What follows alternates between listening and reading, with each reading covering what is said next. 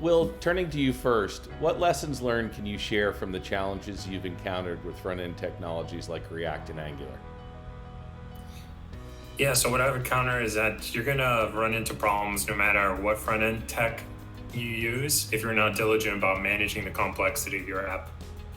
The temptation is to put the blame on the framework, but by simplifying the architecture of your app, you can solve most problems. The major contributors of complexity are handling of state, code volume, and flow of control.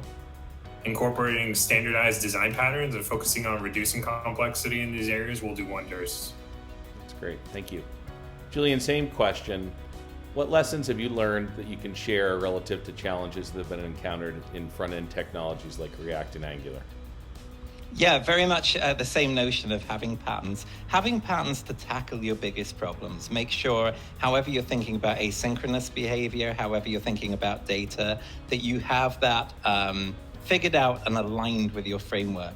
I think the biggest dangers always come when you try to go against the paradigm of the framework. So if you were in Angular and you start having to argue with their zone library, the way they handle upkeep, that's where you're starting to tread into, this is now an annoying territory and I'm going to have a high maintenance part of my code base. In React, again, be mindful of the flow it wants and make sure what you're doing is being handled in a way that's going to be forward friendly.